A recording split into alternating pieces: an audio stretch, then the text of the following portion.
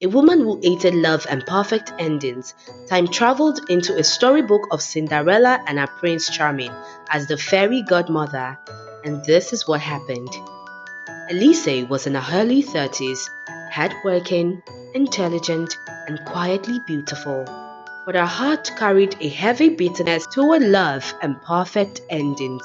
At an age where fairy tales insisted she should already have found the one, Elise had found only disappointment.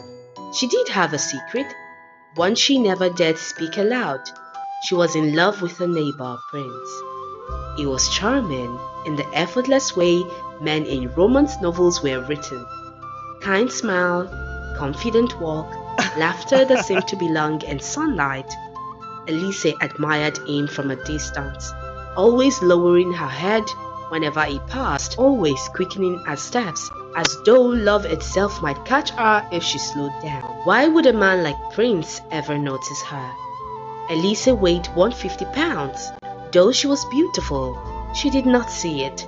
All she saw were reflections that told her she was too much, too round, too soft, too different. Prince, after all, was often seen with women who looked like goddesses carved from dreams, slim, elegant, perfect. She blamed herself for nothing and everything all at once. Resentment bloomed quietly in her chest. She hated the world for making her feel invisible. And most of all, Elise hated happy endings.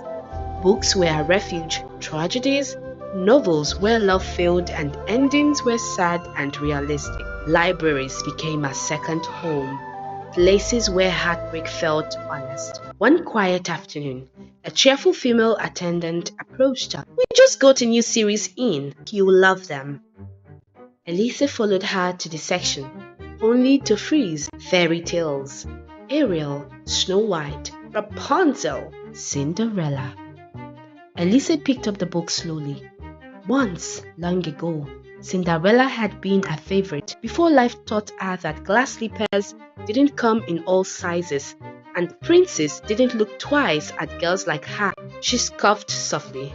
"Oh, Cinderella, try weighing 150 pounds and see if the prince still comes running."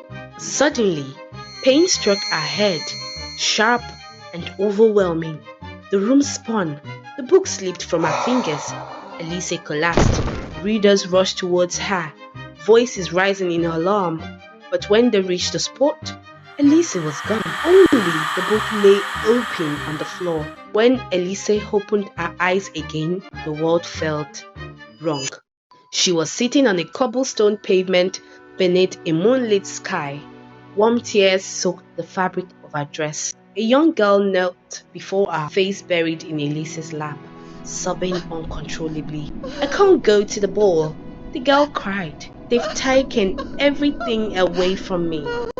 Elise looked down.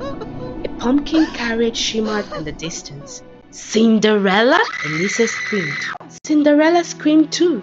The sound echoed through the kingdom as Elise came to the realization that she was no longer Elise. She was the fairy godmother, a woman who hated love and perfect endings, dropped straight into the heart of the most famous love story ever told. What do you think would happen next? Follow for more.